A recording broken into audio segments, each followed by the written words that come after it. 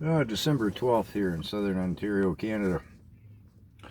So I'll explain how cow's dietary needs for Greasy Stephen Guilbeault, our Minister of Climate Change, and Environment. So the plan is, cow farts, well actually cow burps, make methane. This is a bad thing. It's got to stop. It's not really about eliminating beef, cattle farming, and our food supply so that we buy crickets. It's not really about that, people.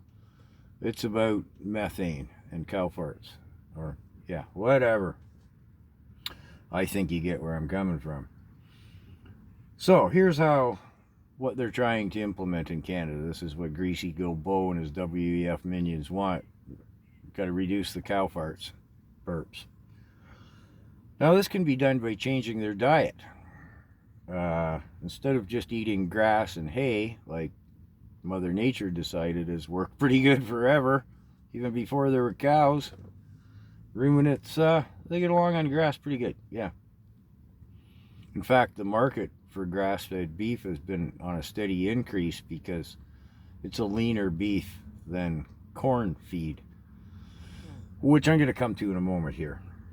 So anyways, the plan is the farmer can change the cow's diet, more corn, seaweed, and chemicals, or he can pay more tax, and we can pay more for the beef. Well, let's throw the chemicals right out of the equation, okay? That doesn't need any explanation. Chemicals, not good. Seaweed.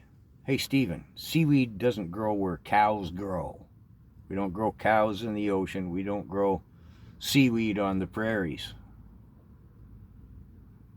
Think about that for a minute, Steve. Okay, yeah. Now we come to corn. Excuse me. The cows don't eat niblets like we do. They don't eat the kernel of the corn.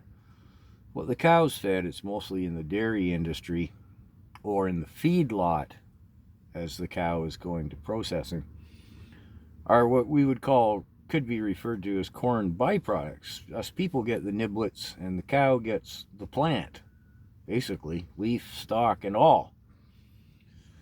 That's an oversimplified version of it. A dairy farmer, for example, not to separate them exclusively from the beef farmer, but the corn plant, again, byproduct of our human consumption, is ground in with other products that would go to waste.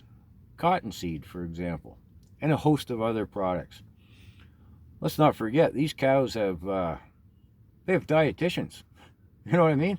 They have university studies. They have veterinarians. They have the cattle farmer who wants the cow to make as much milk as it can, be as happy as it can. We should eat as well as a dairy cow does, as far as dietary completeness, I'll say, goes. It's not as simple as corn, seaweed, and chemicals. This is probably all going over Guilbeault's head. He doesn't, Steve, look, you got to take the seaweed from the ocean all the way over to the prairies. That's a not net zero proposition, Steve, okay? That's a negative, okay? We're going to burn a lot of diesel fuel harvesting the seaweed and carrying it up over the Rocky Mountains and out to Saskatchewan for the cows. Okay, Steve? But it will raise the price of beef, and it will discourage we know what the WEF's agenda is, right? They want the beef. We get the crickets.